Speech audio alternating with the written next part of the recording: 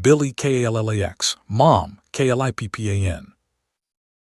Walk through IKEA, and the names can feel like a secret language.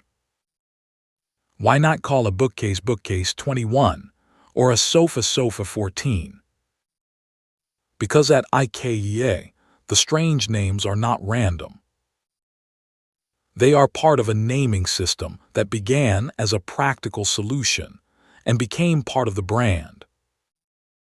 IKEA says Ingvar Kamprad had trouble remembering numbers, so product names were easier.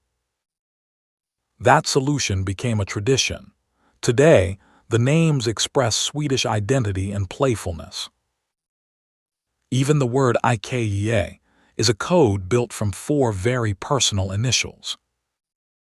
Ingvar Kamprad, Elmtarid, the farm where he grew up, Aganarid, the nearby village. So a global brand name still points back to one corner of Sweden. Now comes the surprising part. Different products follow different naming categories. Sofas can receive Swedish place names.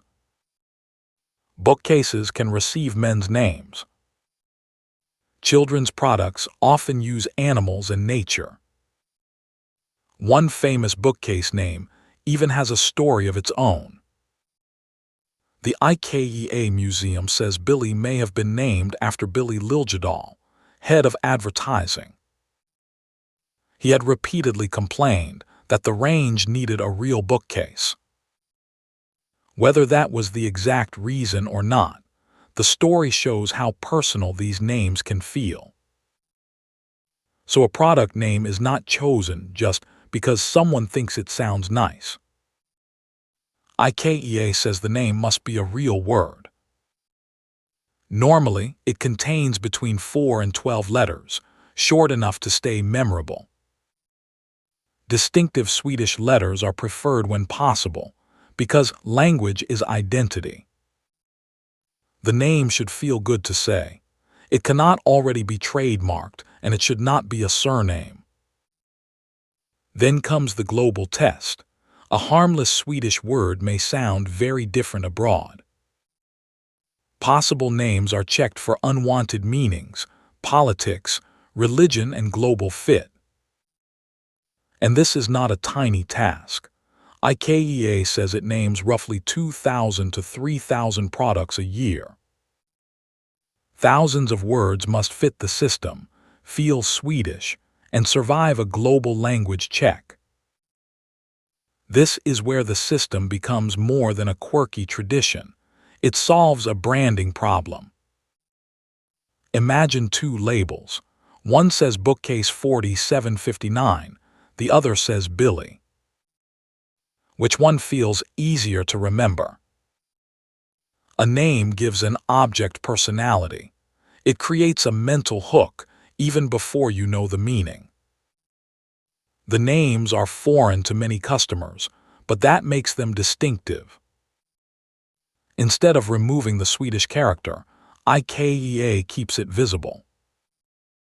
The result feels less like a warehouse database and more like its own language.